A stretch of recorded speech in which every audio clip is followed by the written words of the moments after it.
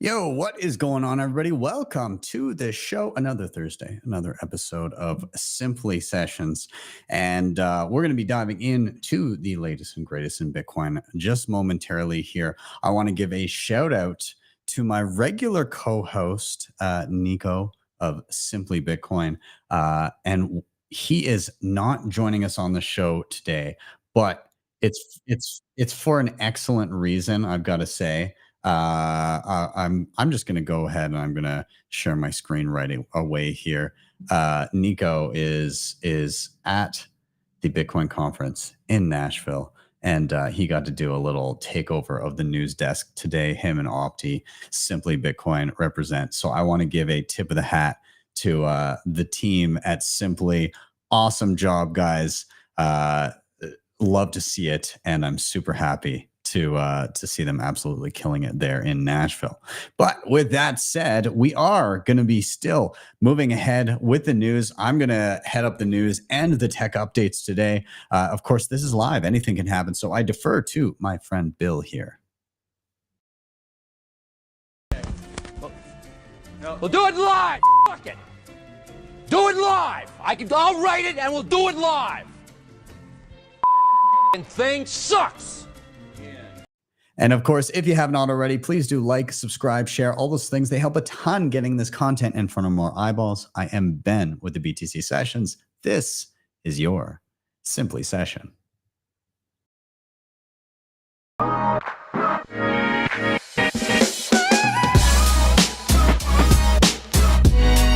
Hodl the Bitcoin.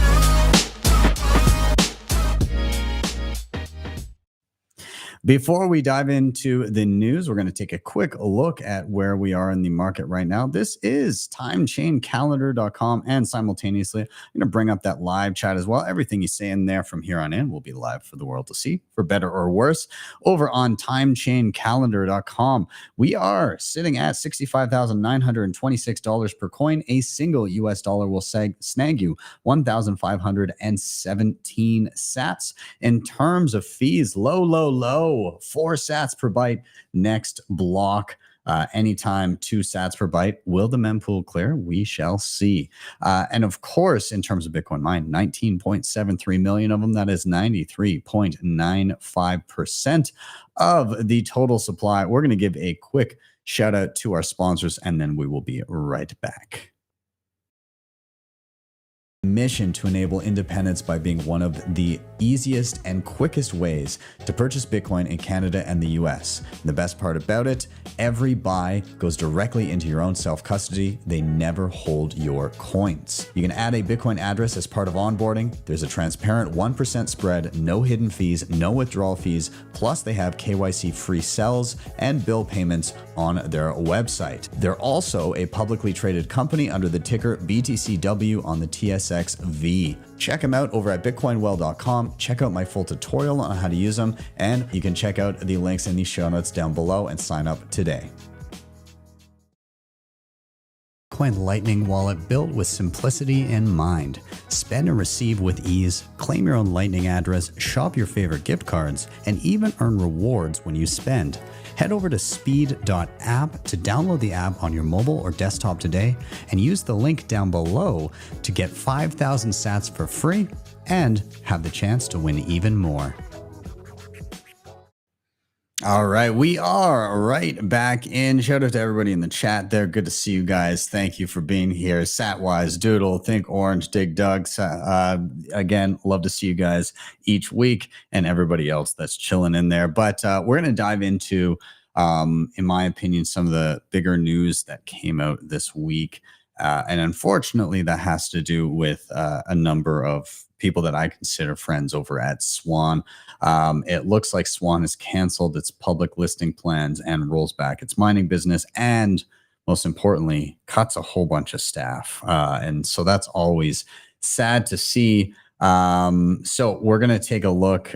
So the quote here from Corey Clipston, CEO, Swan is unlikely to continue with their managed mining business in the near term without the expectation of significant near-term revenue from our managed mining unit.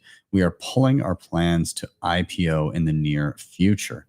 Accordingly, Swan is pulling back from our accelerated spending plan for our core financial services business. Unfortunately, this includes staff cuts across many functions. Earlier this year, the company said it will go public within the next 12 months, and the mining unit had 160 megawatts or 4.5 exahash per second worth of computing power up and running. And a tweet from Swan: if anyone is looking for amazing front-end engineers, UX designers who code, or back-end talent, we let go of a few amazing folks today at Swan. Bitcoin companies, hit me up and I'll match make.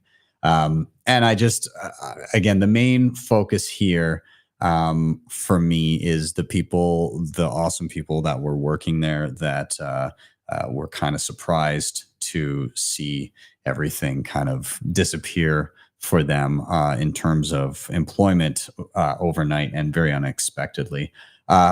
So, just some people off the top of my head: Tomer Strolight, Stefan Lavera, Camilla Campton, Dante Cook, Sam Callahan.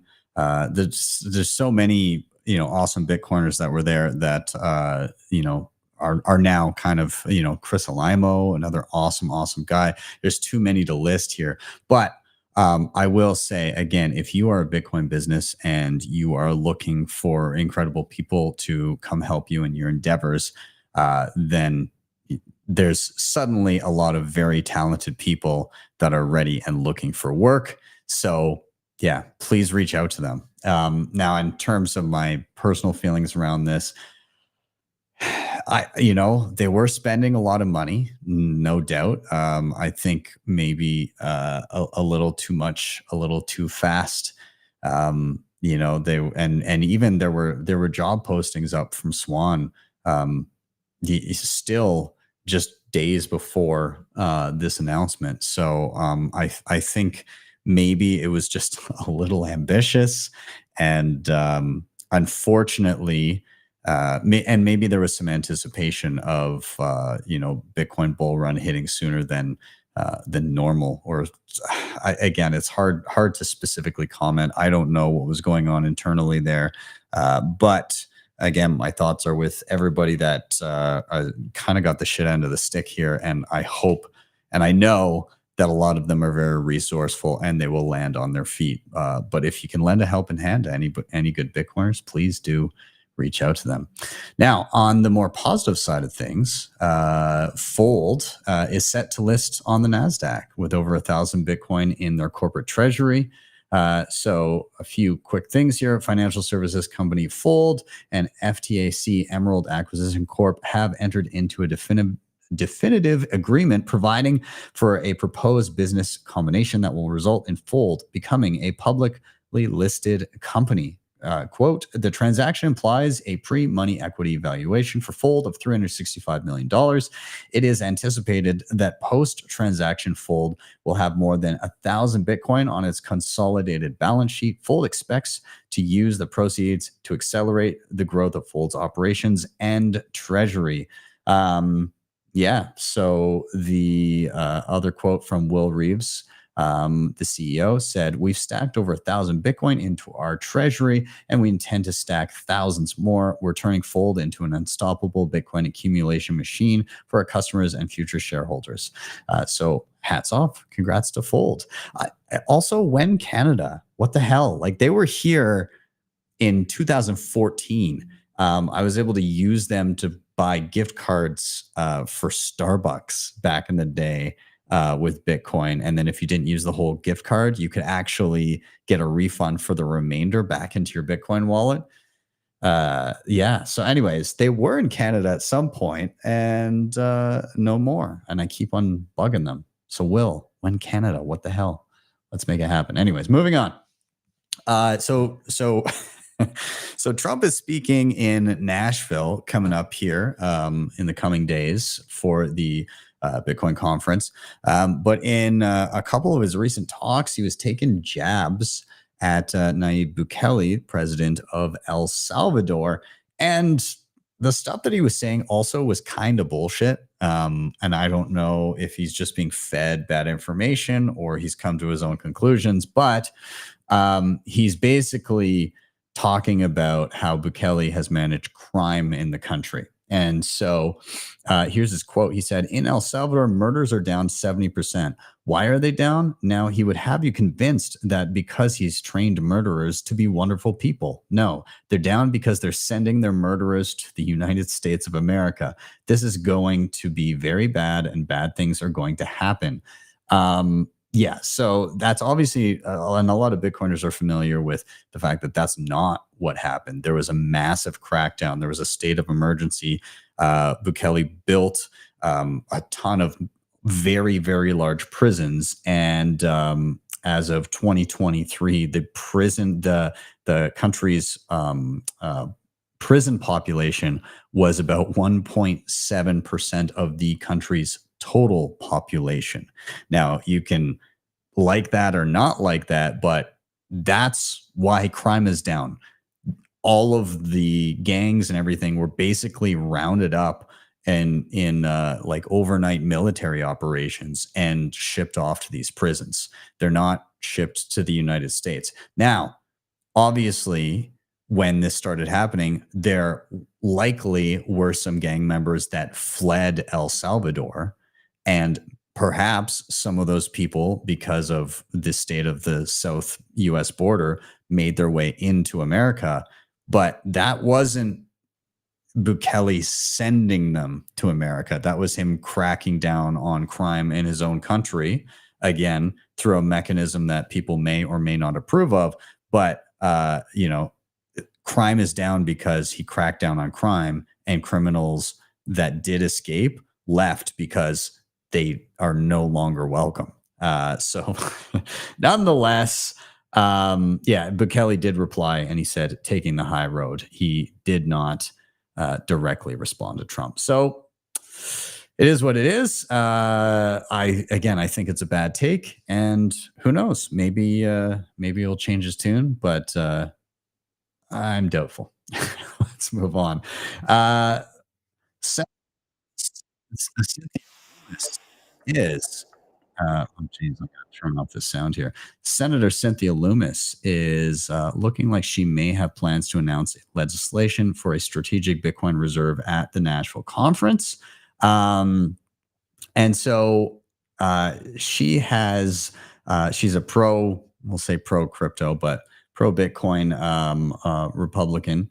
And she's in Wyoming, and she's looking to make some big news, preparing to announce she's crafting new legislation that could radically alter the burgeoning crypto business by firmly establishing Bitcoin as a mainstream financial asset. And this is according to sources. And I don't know. Again, there's been a lot of rumblings here, but nonetheless, we'll continue. So according to 3 executives with knowledge of the bill, Lummis has been quietly working to announce the bill at the annual Bitcoin conference legislation that would require the Federal Reserve to hold some Bitcoin as a strategic reserve asset. Lummis's plan, as the story goes to press, remains in flux, and an announcement could be delayed. But people who have been in direct contact with some of Lummis's staff say she is hoping to announce her intentions on Saturday at the conference, just before Trump's scheduled speech. Her staff hopes Trump will endorse the bill and the idea behind it. These people say she could also announce a bill during a fireside chat on Friday afternoon, moderated by former Democratic Rep. Tulsi Gabbard, who is now supporting Trump's attempt to retake the White House. So that could be, and I mean, she has been teasing it on Twitter as well. Big things are in store this week. Stay tuned with the Bitcoin B. We'll see.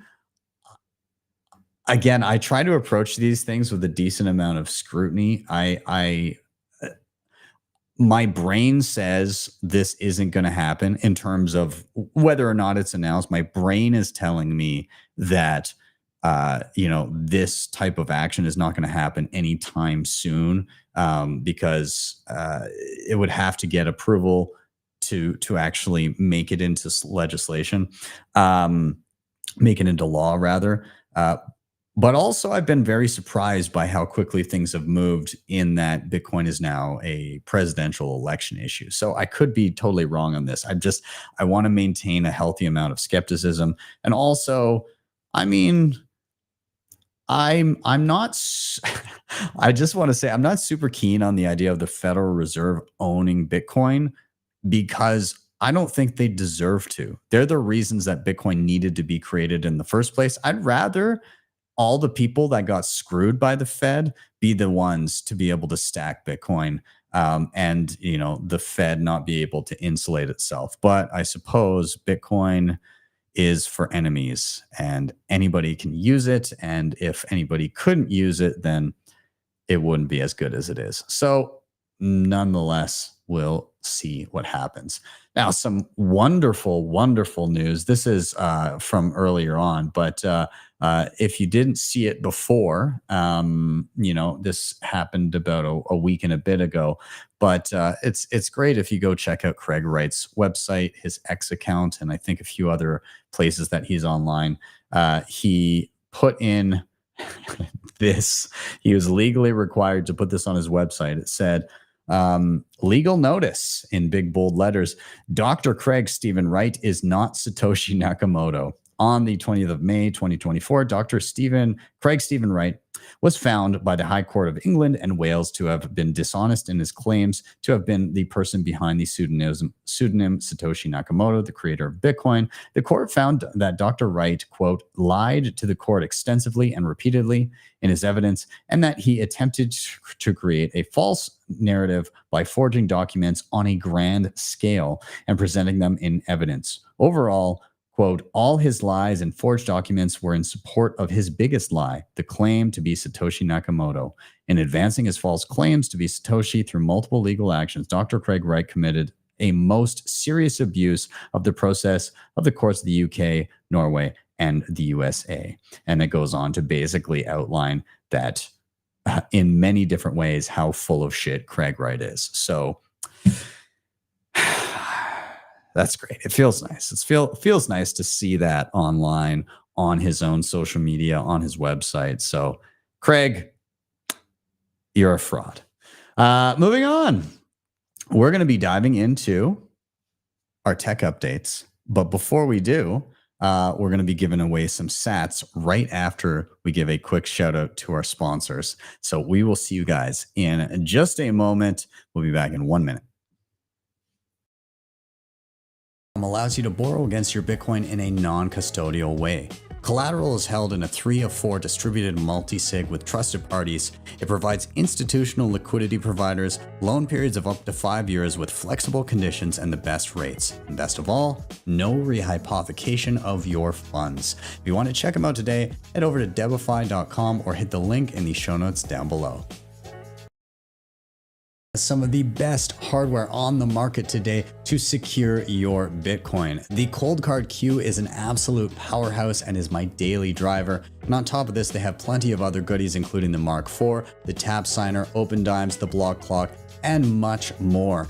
If you head over to their website, make sure you use code BTC Sessions at checkout to get a nice discount. Links are in the show notes down below. All right, we are back in, everybody. We're going to be diving into the tech updates here, and we're going to be covering a whole bunch of different stuff. There's been a lot of announcements in and around this because obviously everybody wants to announce all their fun new toys and all of their new updates and everything through the conference. So we're going to be covering that. But of course, get your Lightning wallets ready. We're about to give away some sats. This is bitcoinwell.com, and this is the Bitcoin Well Wishing Well. And if you're unfamiliar, they are in Canada and the US. Great place to buy and sell Bitcoin, pay your bills, all that kind of stuff.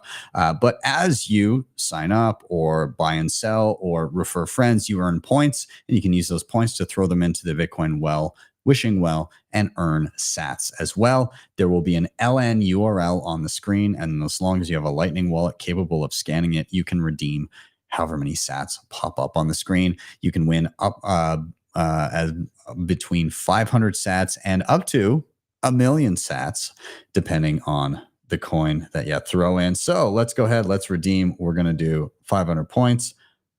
Get those phones ready. I'm going to make this a little bit bigger. I got to get I got overzealous there. We're going to redeem. My bad. Okay, there we go. Now it should be nice and big. 2,100 sats, everybody. Okay, get scanning. I'm going to give it about 5 seconds here. And if you miss it, then you're going to have to scroll back through the video to redeem. But congratulations to whoever happens to grab them.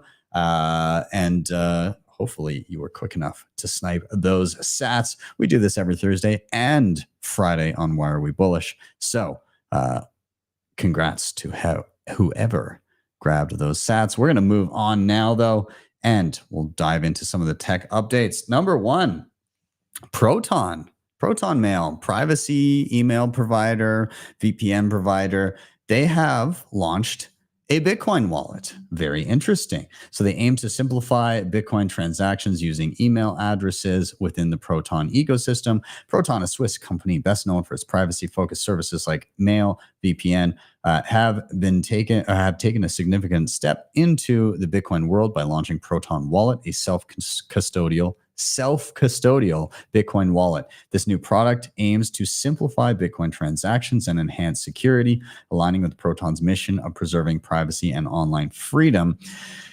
Proton Wallet is designed to make Bitcoin transactions as straightforward as sending email. Users can send and receive Bitcoin using email addresses, which is a significant departure from Bitcoin addresses. Also, I don't like that the way that this is written. Significant departure from the complex and often error-prone Bitcoin addresses typically used.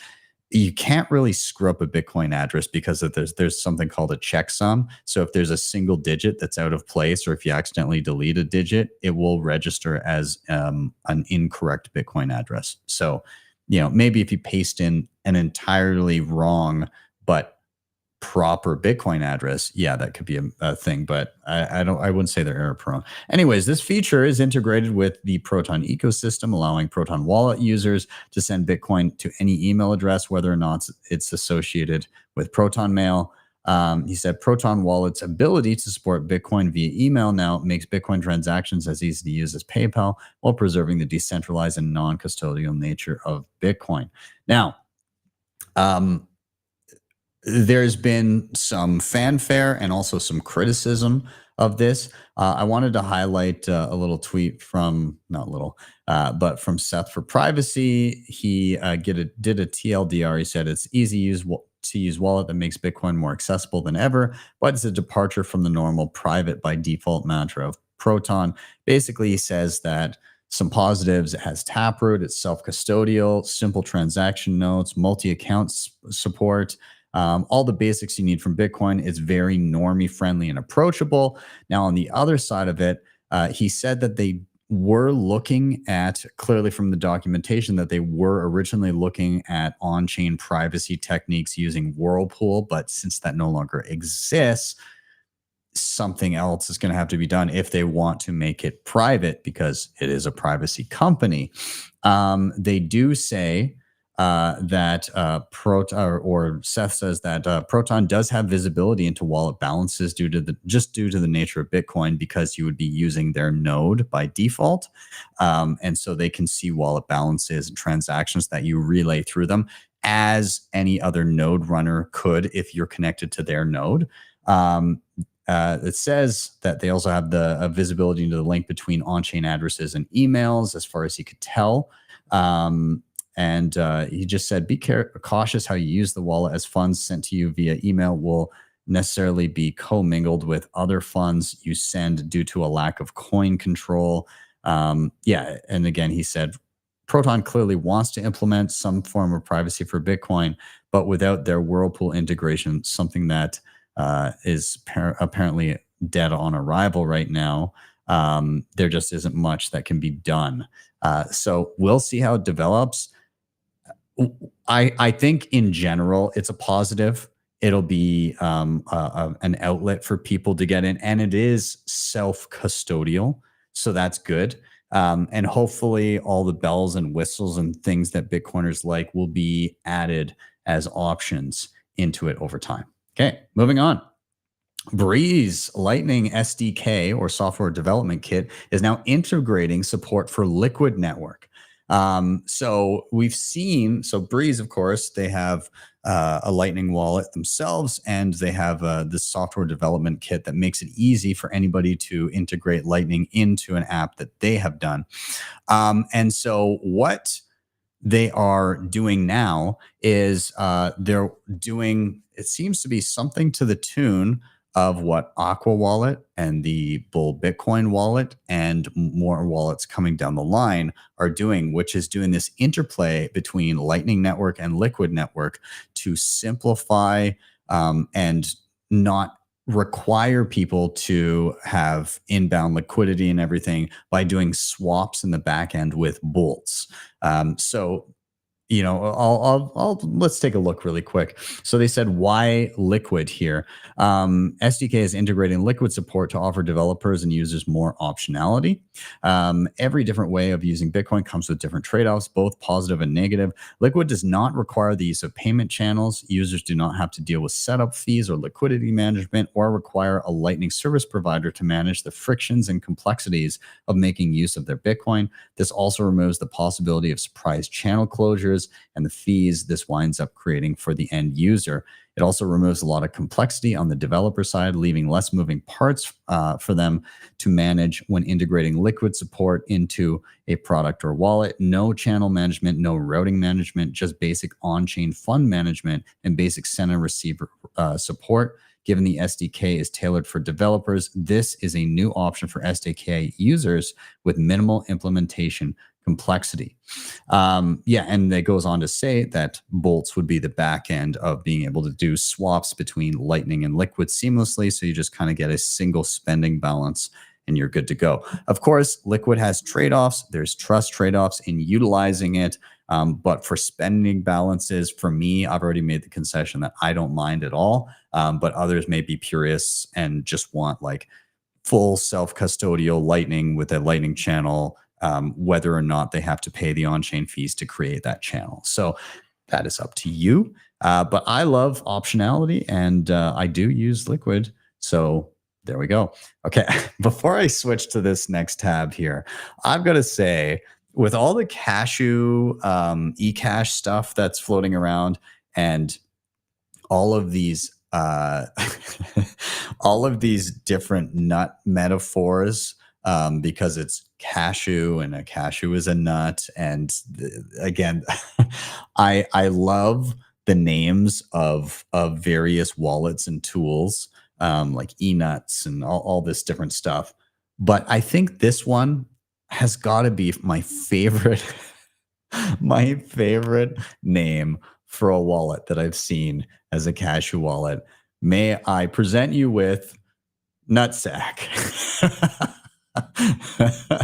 Introducing Nutsack, a NIP 60/61 Nostr client. It is kind of cool the way it works, though. Just that name, I love it. Nutsack, I can't even say it without laughing. It's a highly experimental client for a wallet that lives in Nostr and can be accessed from any Nostr client that chooses to implement it. So the main key features are a unified balance across all of your apps, pocket change that follows you around, new users are immediately zappable, verifiable nut zaps, oh my God, faster zaps, and zaps that can't go missing.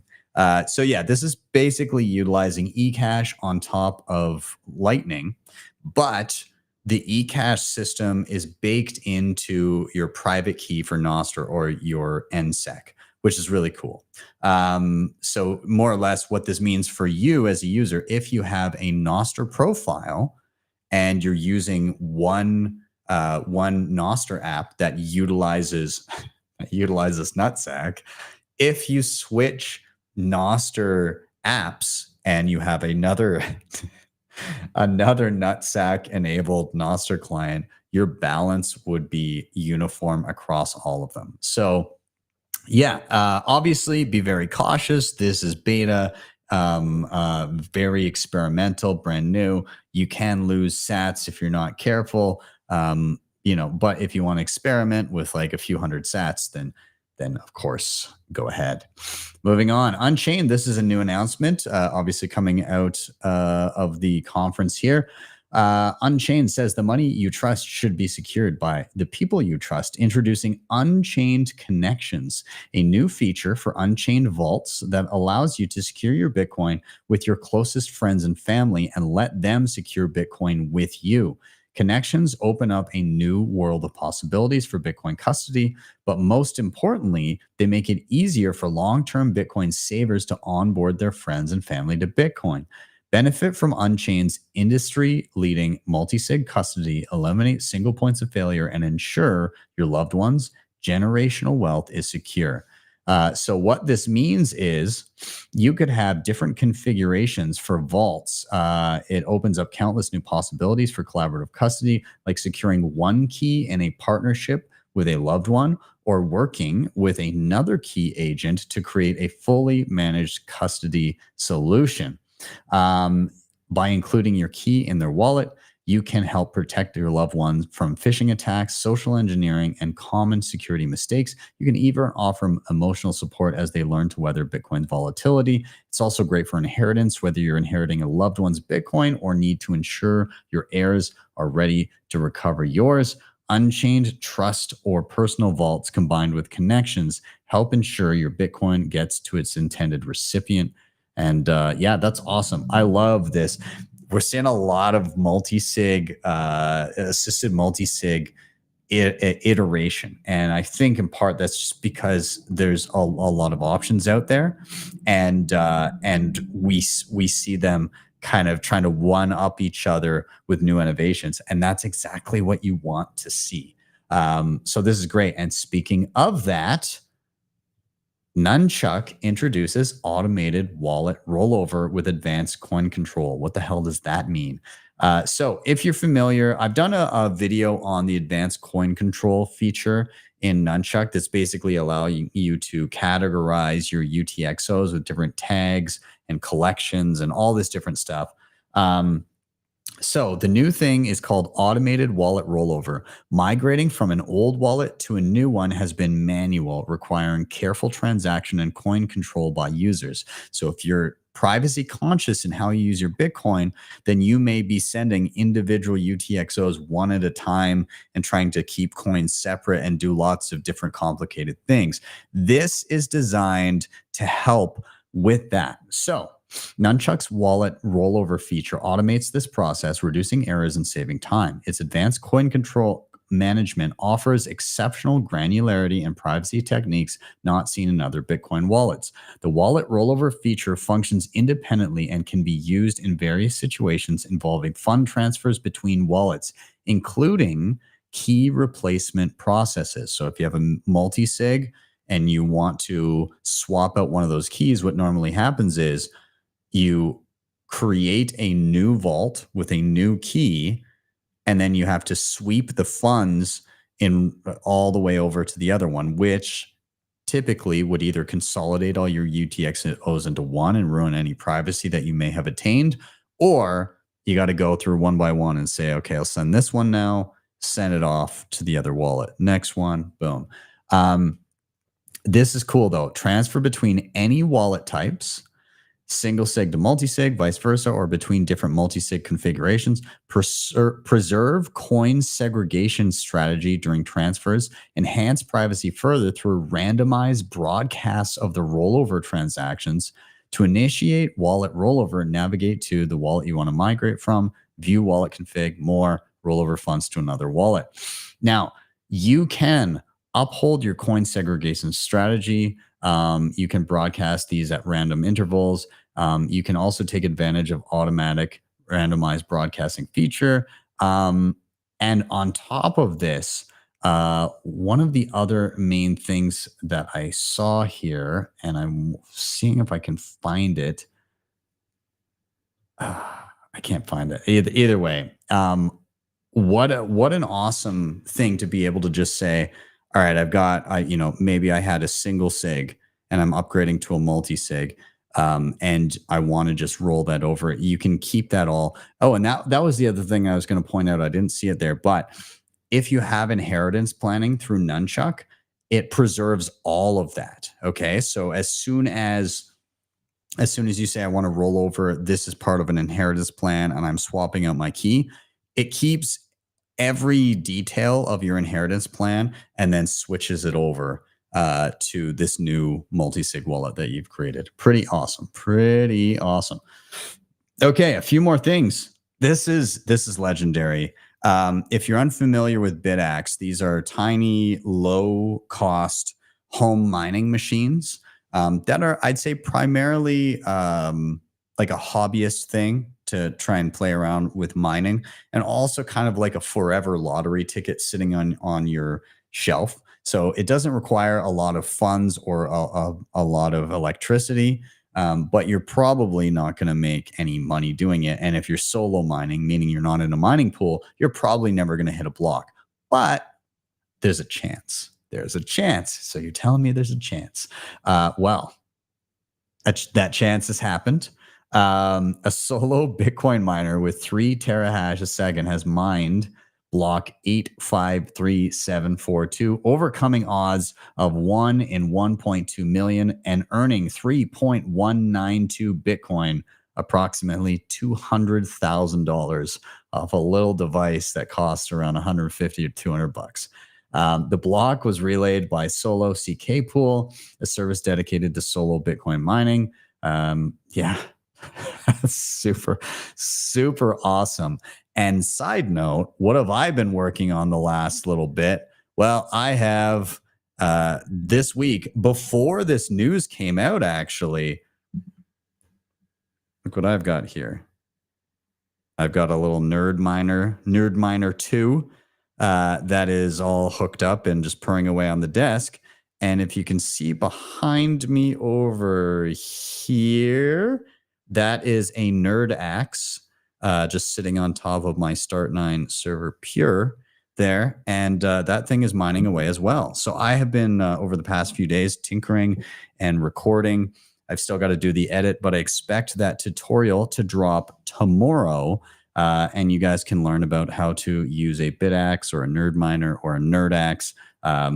Anyways, I think it's super cool. And I think it could also, if it became normalized that people had these cheap little devices just hanging out in their homes, if enough people were running those, then you could begin to see them overtake some larger mining pools. Again, like you could have a lot of people doing these. So yeah, anyways, I think it's pretty cool. And just to kind of give you a better look at what these things look like. So like this is a Nerd Axe, this is a bitaxe. They're just, they look like little calculator sized devices with a fan on them. And they actually do have an ASIC chip on them. The Nerd Miners do not have an ASIC chip. That's why they're cheap. But these ones, a little bit more. So either way, really cool. This is Bitronics. I picked up mine when I was in Prague. And so these guys are pretty awesome. They're based in Europe. And then I want to give a shout out here because there's a geyser fund for something called the Bitforge Nano. It's an innovative open source Bitcoin miner designed for home use. Our goal is to democratize Bitcoin mining to provide an efficient, accessible solution for individual miners.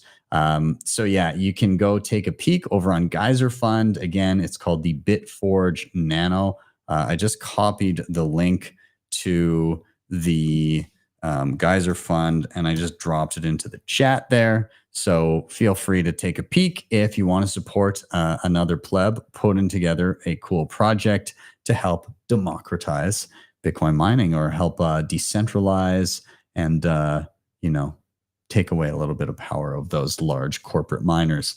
And with that, I'm going to start rounding out. I am obviously not in Nashville this year, but my next event I'm going to be at is Baltic Honey Badger in Riga, Latvia. So if you're in Europe and you're going to be hitting some conferences later in the year, check out Baltic Honey Badger. The last time I was there was 2019, and it's such an awesome conference and such a cool place. Highly recommend. Very high signal there. And again, it's, as they say on their website, the most OG Bitcoin conference in the world. They've been running for years and years, and they do an incredible job. Also, if you do need tickets, you can use code BTC Sessions, and that will get you a discount. I can't remember how much, might be 10%, something like that. Anyways, make sure you get there. I'll see you there. And then finally, I'll give a shout out to Bitcoin Mentor, my company here.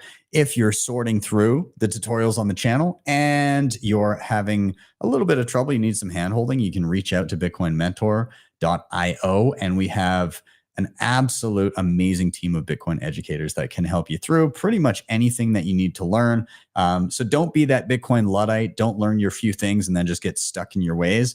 Make sure you're constantly learning. You can obviously do that for free through the channel and check out the tutorials. But if you need that help, Bitcoin Mentor is here for you no matter what your level. And there's an exciting development for Bitcoin Mentor. If you feel like you're already leveled up, but you know people that want to be learning Bitcoin, that need some help, and maybe you want them to get some professional help in and around that, we just launched an affiliate link here, and so you can set up your own affiliate link.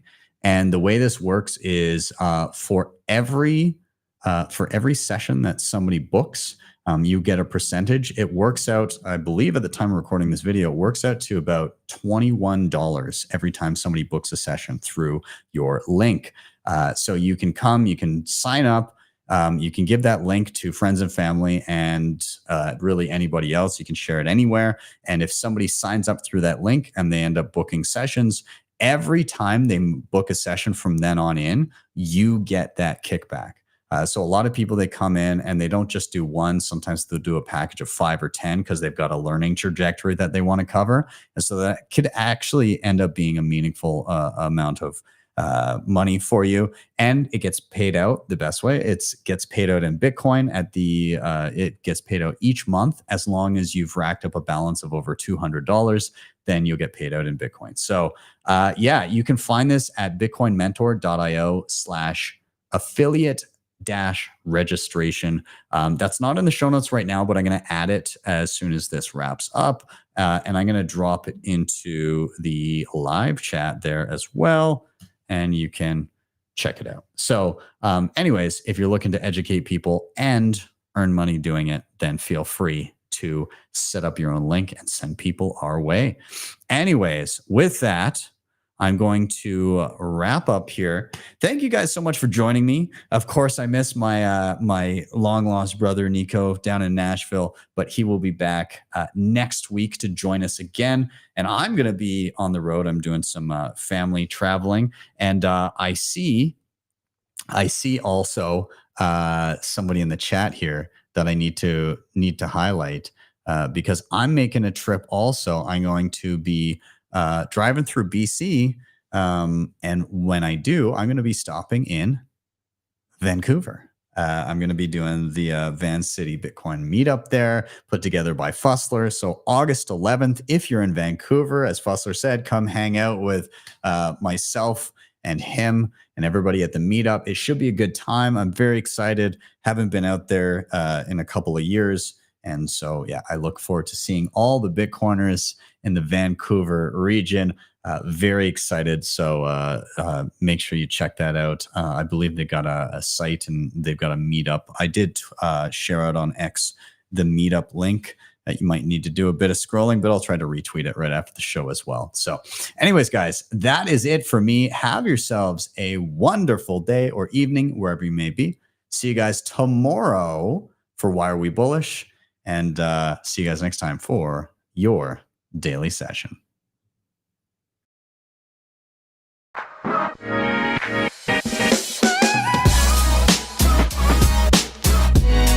Hodl the Bitcoin.